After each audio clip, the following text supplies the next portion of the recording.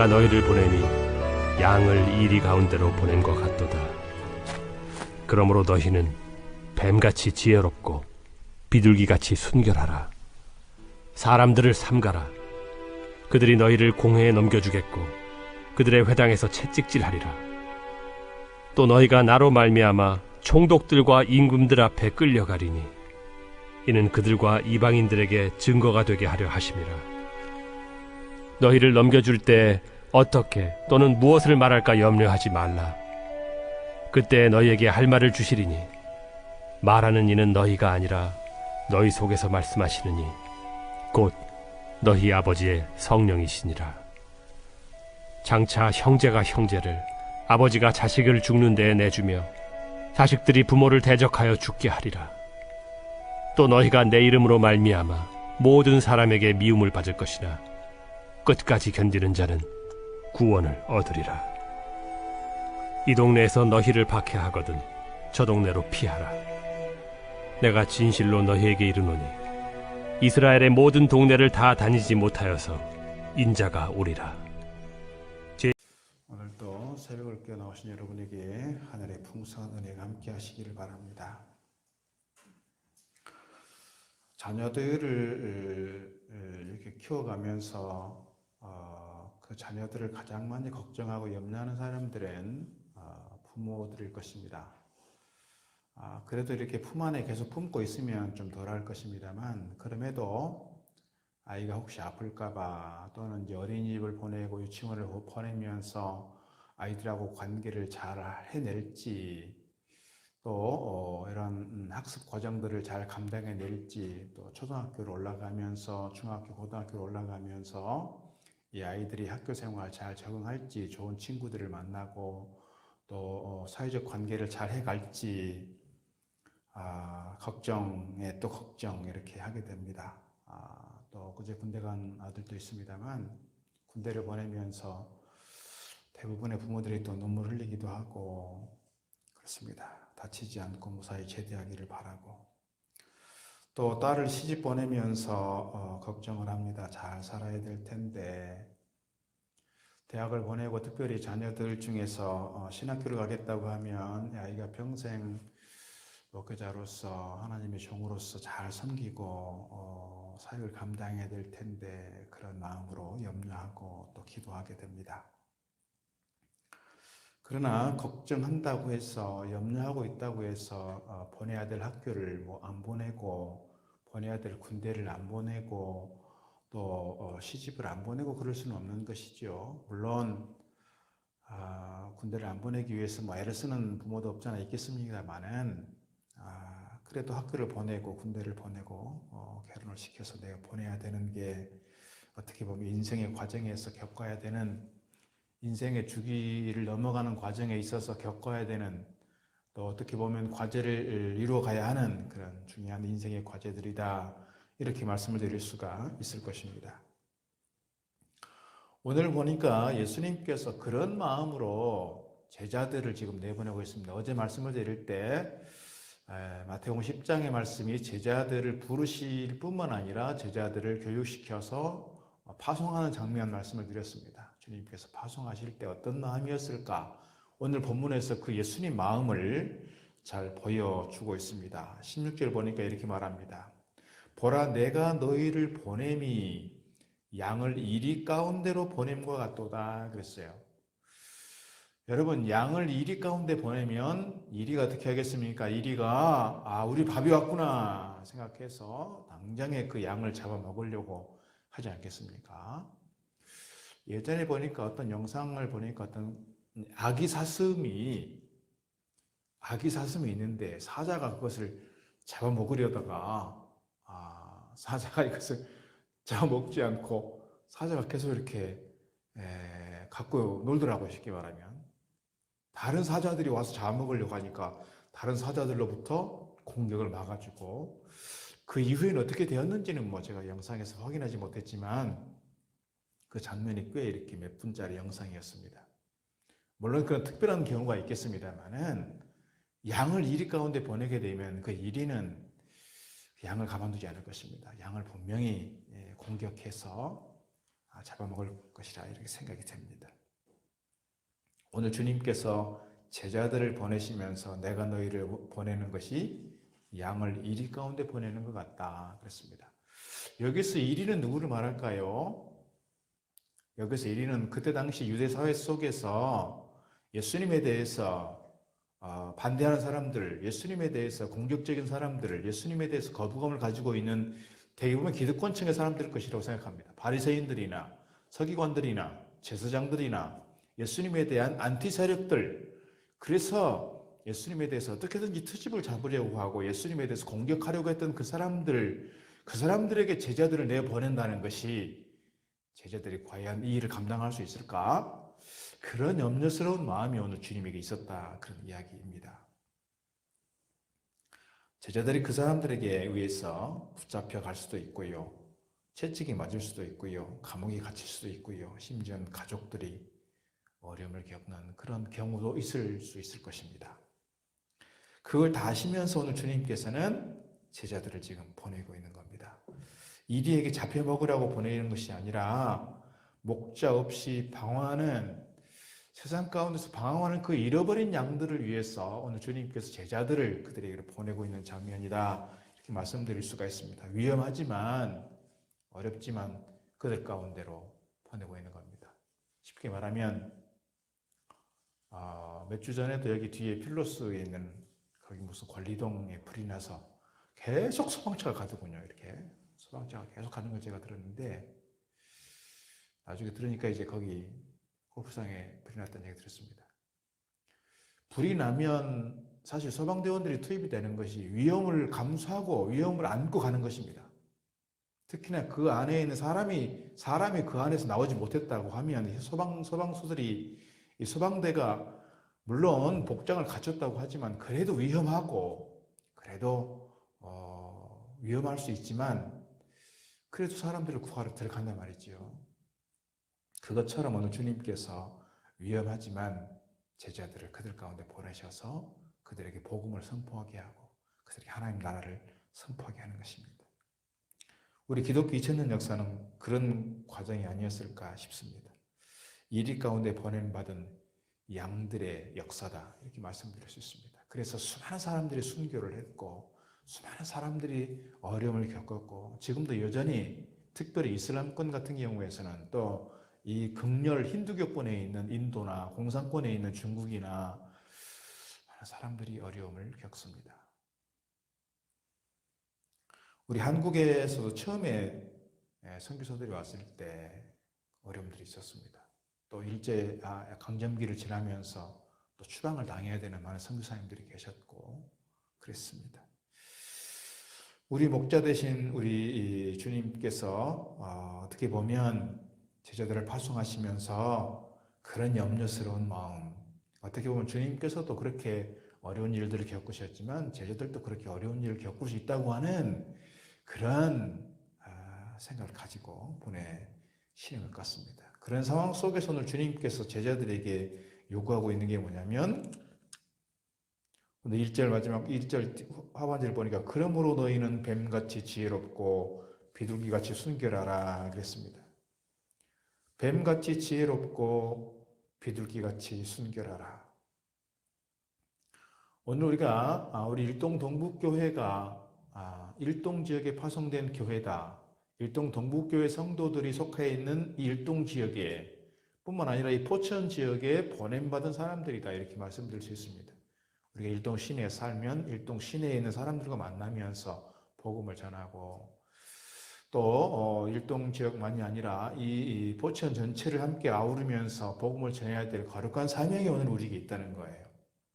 그러나 그렇다고 해서 복음을 전한다고 해서 우리가 매를 맞는다거나 감옥에 간다거나 사형을 처한다거나 누군가가 우리를 고발한다거나 그러지는 않을 것입니다. 그럼에도 불구하고 오늘 우리의 삶의 상황은 특별히 작년 올해 지나오면서 교회에 대한 사회적 인식이 너무너무 안 좋아졌습니다. 제가 어느 용산에 컴퓨터 때문에 가서 용산에서 밥을 먹을 기회가 있었습니다.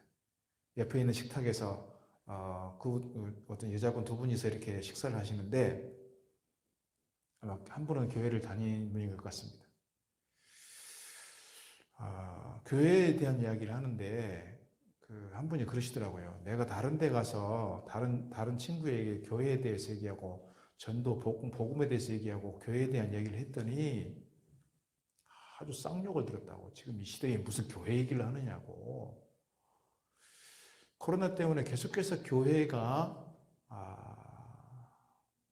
욕을 먹고 있는 상황에서 전도한다는 것이, 교회 가자고 하는 것이, 예수님에 대해서 얘기한다는 것이 참 어려운 시대가 됐습니다. 교회에 대한 신뢰도가 너무너무 바닥을 치고 있습니다.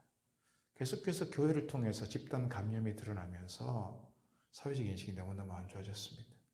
이런 상황 속에서 많은 사람들이 교회를 다닌다고 얘기하기가, 직장 회식을 하는데 나는 교회를 다니니까 회식이 안 갈래요, 이렇게 얘기해서는 욕을 바가지로 먹을 것입니다.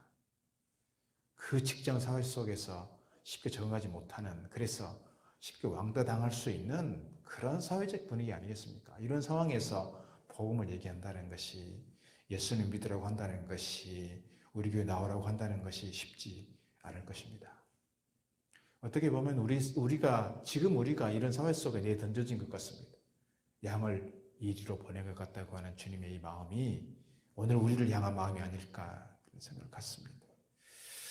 또 이리 같은 무서운 세력들이 사실 우리에게 있습니다. 요즘에 우리가 이제 코로나 때문에 사실 별로 신경을 못 쓰고 있지만 가장 강력하게 무서운 집단으로 등장하고 있는 게 이슬람 세력입니다.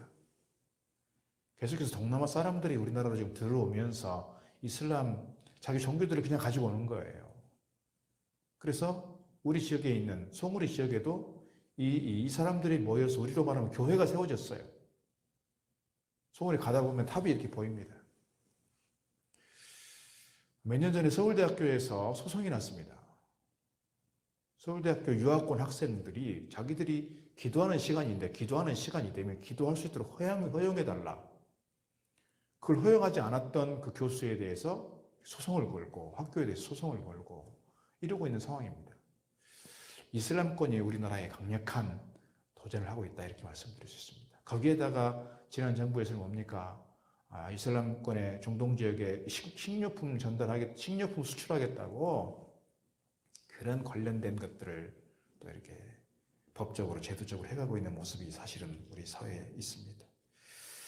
또 이단들이 있습니다. 양의 탈을 쓴 무서운 일들이다 이렇게 말씀드릴 수 있고요. 안티 기독교 세력들이 무서운 일이다 이렇게 말씀드릴 수 있습니다. 오늘 우리 사회를 휩쓸어가고 있는 중요한 1위는 어떻게 보면 사회, 문화, 세상의 문화가 아닐까 싶습니다. 세상의 문화에 쉽게 적응하지 못하고 있는 우리 기독교인들에 대해서 사람들이 어떻게 보면 그렇게 취급하고 있는 건 아닐까. 한국 교회가 이단에게, 안티 세력에게, 이슬람권에게 계속 공격을 당하고 있고 세상 문화에 휩쓸려가고 있는 것은 아닌가 그런 생각을 갖습니다. 오늘 이런 상황 속에서 주님께서 제자들에게 뱀같이 지혜롭고 비둘기같이 순결하라 이렇게 말씀하고 있습니다. 사람들은 너희를 공회에 넘겨주겠고 회당에서 채찍질하리라 이렇게 말씀하고 있습니다.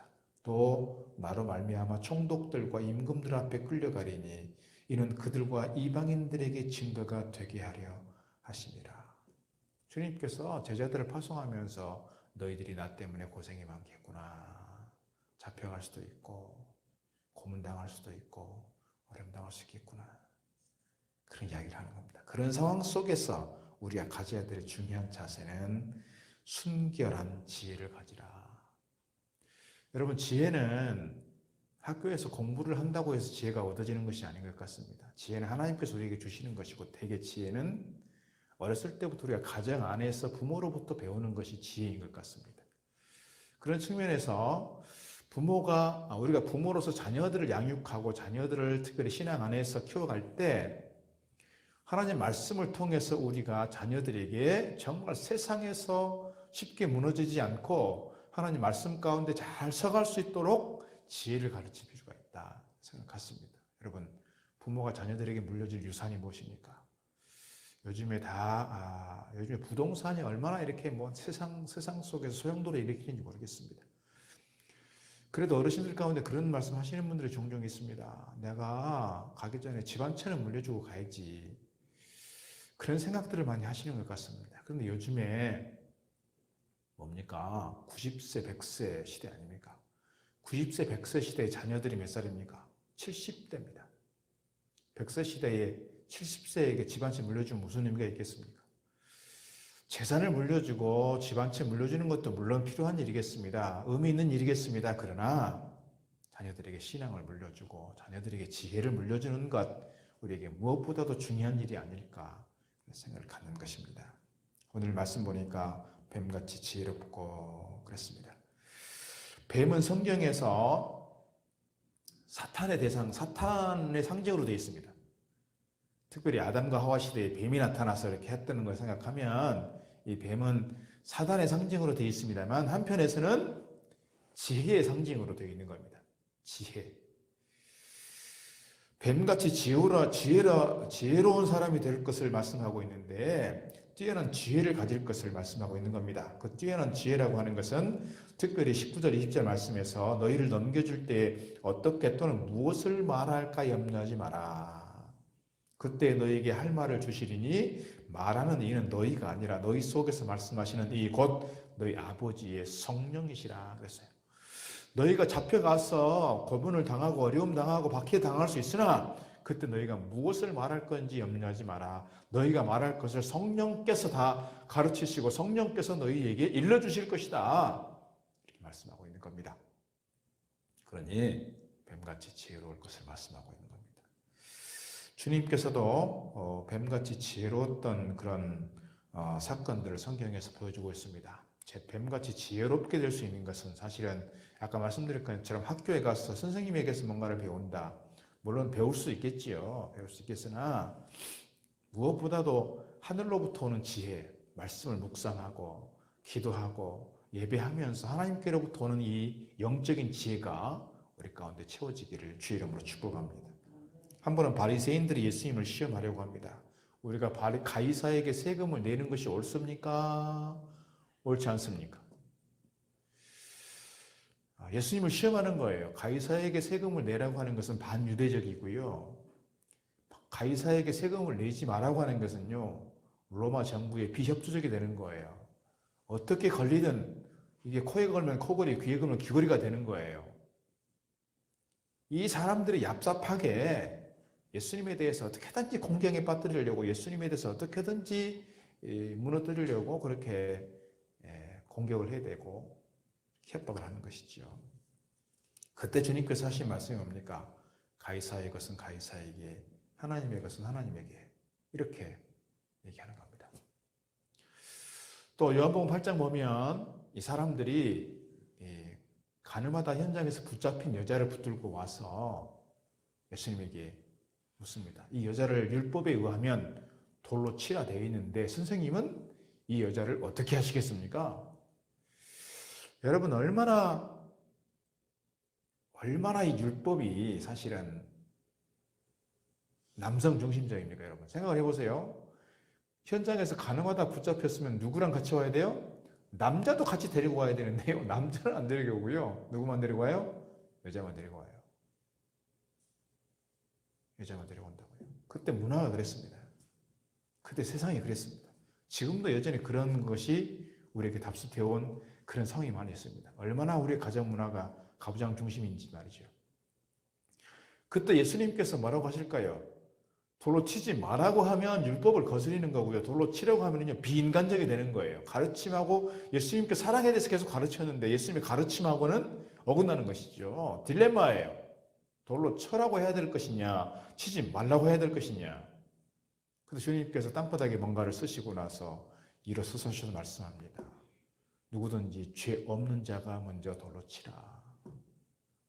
죄 없는 자가 먼저 돌로 치라. 여러분, 우리 보통 우리 같은 사람들은 이런 생각 해낼 수 있을까요? 어려울 것 같습니다. 주님께서 그 공경한 상황 속에서 죄 없는 자가 먼저 돌로 치라. 그러니까 나이 많은 사람들로부터 깨달음이 있고 자기 자신과 자기 인생에 대한 통찰이 있는 사람들이 한 사람씩 한 사람씩 물러가고 누구만 남았습니까? 이 여자만 남았습니다. 이제 다시는 가서 그런 죄를 범하지 마라. 나도 너를 정죄하지 않겠다. 이렇게 주님께서 말씀하시고 돌려보내는 장면이 있습니다. 우리가 살아가면서 특별히 자녀들을 키워가면서 자녀들에게 이러한 지혜를 좀 물려줄 수 있으면 좋겠습니다. 물론 오늘 주일 설교 때 제가 이런 시대적 변화에 대해서 말씀을 더 드리겠습니다만 우리 시대가 급변하는 과정에서 예전에 농경 시대에 겪었던 부모와 자녀와의 관계 속에서 농사짓는 기술을 가르치는 그런 맥락에서의 지혜, 지금은 그것이 너무너무 통하지 않는 시대가 됐습니다.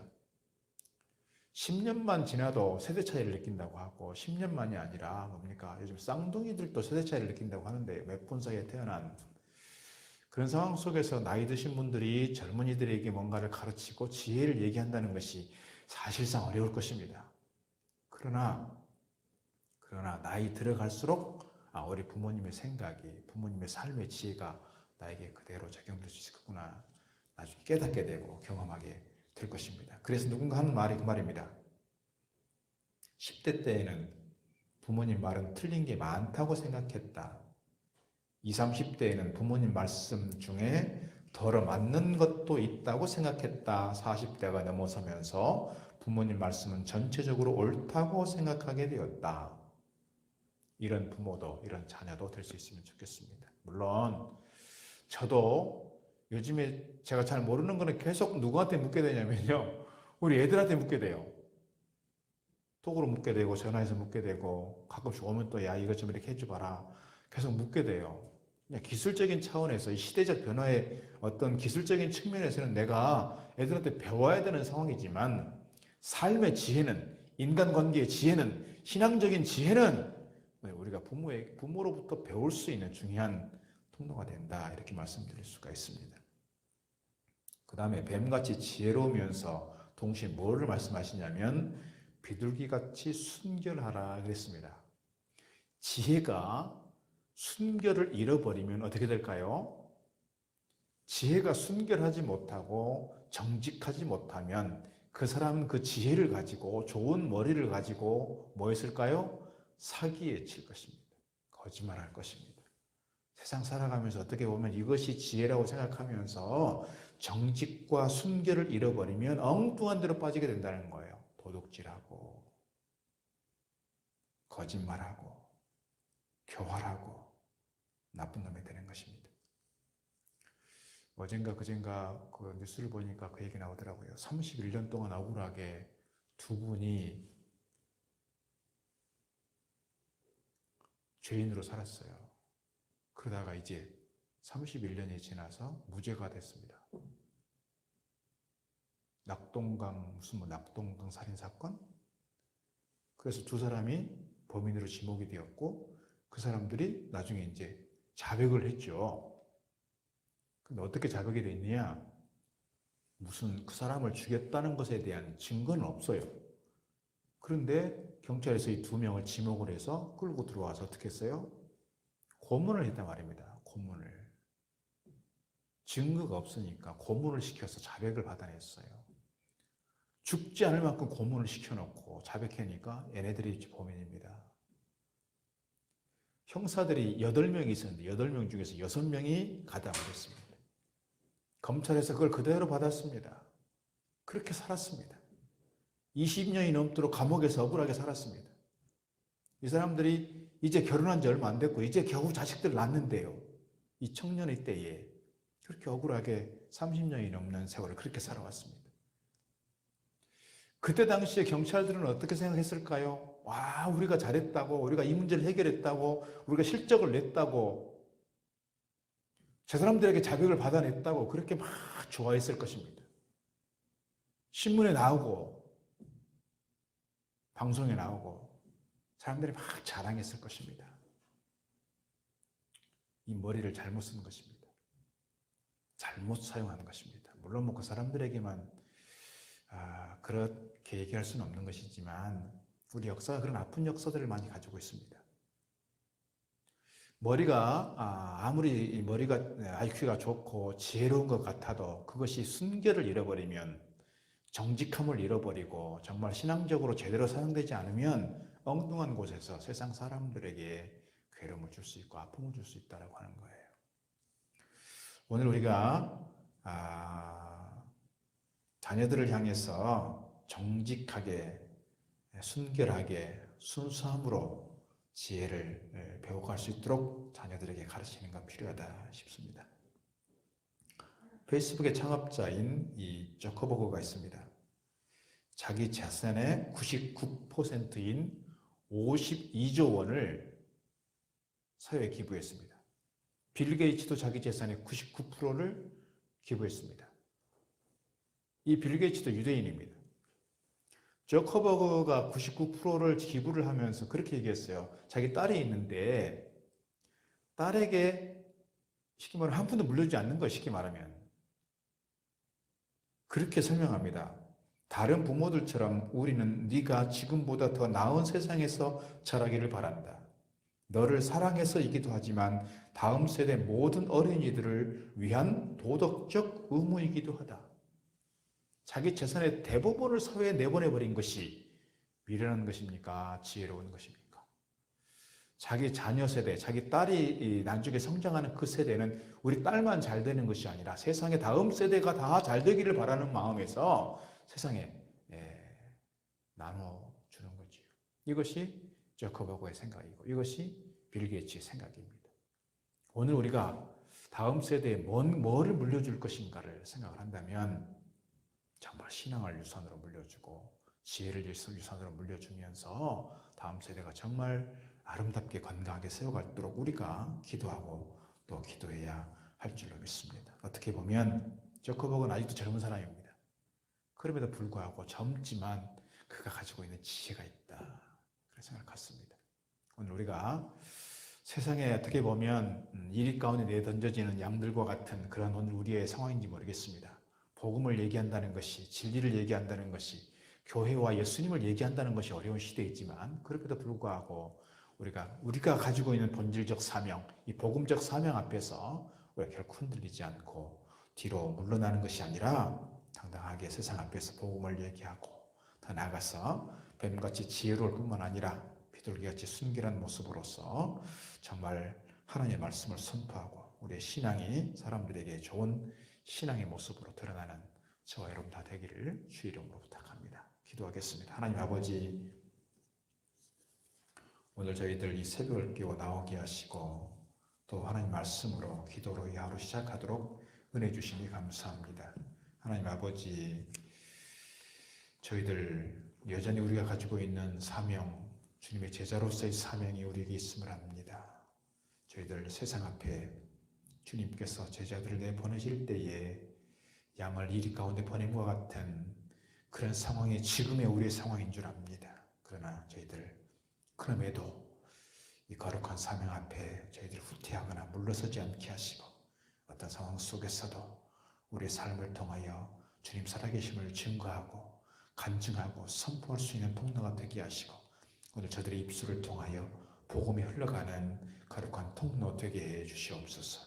어려운 시대 속에서 저희들이 뱀같이 지혜로운 자들 되게 하시고 뿐만 아니라 순결한 자들 되게 하셔서 저희들이 세상 앞에서 아름답게 주님의 사랑과 지혜를 드러낼 뿐만 아니라 우리 자녀 손들에게도 우리 후손들에게도 다음 세대에게도 이런 지혜로움과 순결을 함께 전승해낼 수 있는 저희들 되도록 인도하여 주시옵소서.